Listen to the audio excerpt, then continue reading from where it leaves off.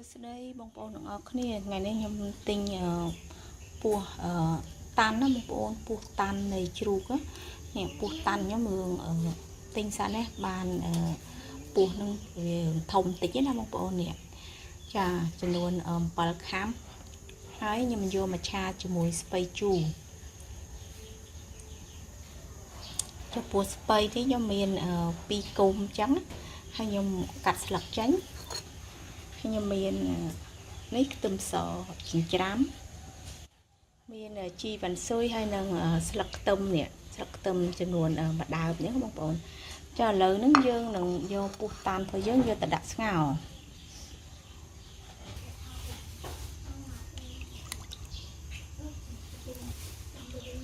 ដើម្បីឲ្យពោះតាន់របស់យើងហុយសិនបានយើងយកទៅឆាបងប្អូនចាឥឡូវយើងមកនេះហាន់ស្ពៃជក់របស់យើងបងប្អូននេះ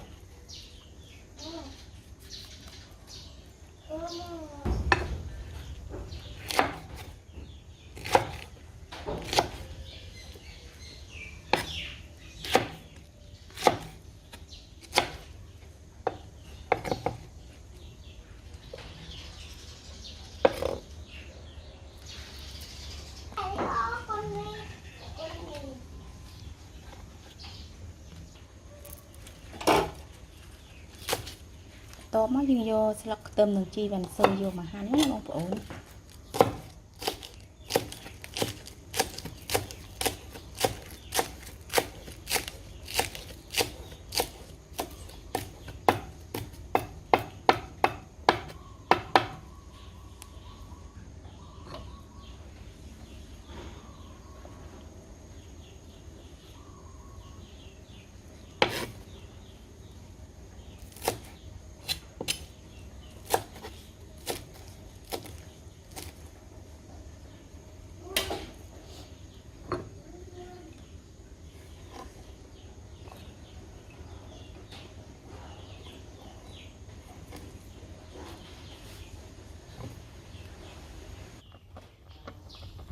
ចាឥឡូវពោះតាន់របស់យើងនឹងបាន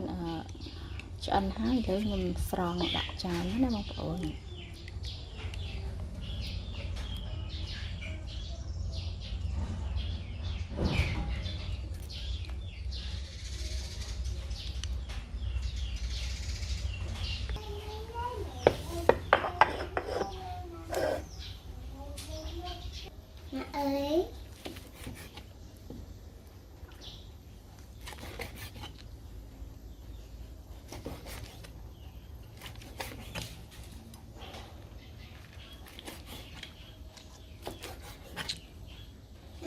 chơi kìa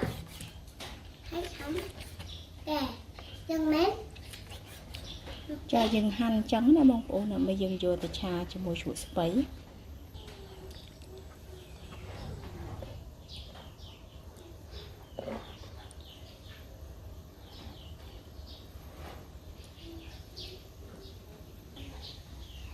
ចាពេលឆាចូលបងប្អូនយើងអានឹងឆាណាបងប្អូន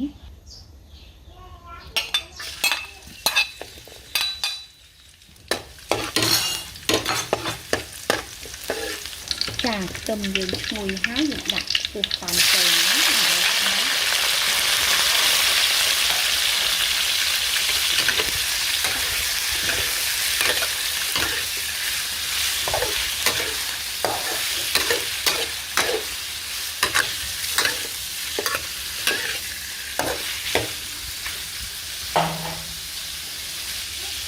ាបងប្អូនខ្ញុំឆាឈ្ងុយចឹងហើយបងប្អូននេះខ្ញុំដាក់ទឹកត្រីចូលតិចណាចេងខ្យងស្ករសបងប្អូន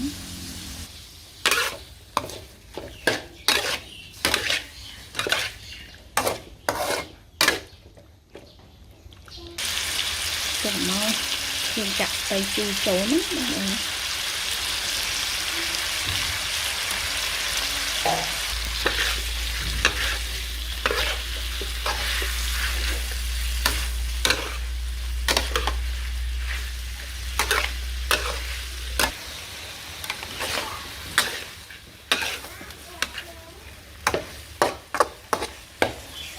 ឥឡូវឆារបស់យើងបានឆ្អិនហើយឥឡូវដាក់ស្លឹកខ្ទឹមនិងជីមិនស៊ុយចូលណា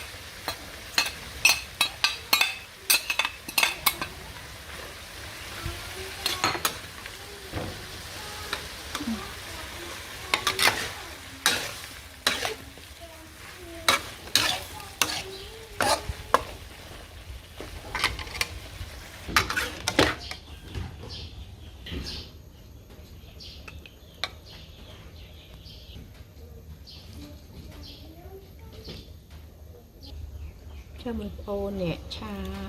ពវៀនតាន់ជាមួយស្ពៃជូររបស់នាងខ្ញុំបានឆារួចរាល់ណាបងប្អូននេះ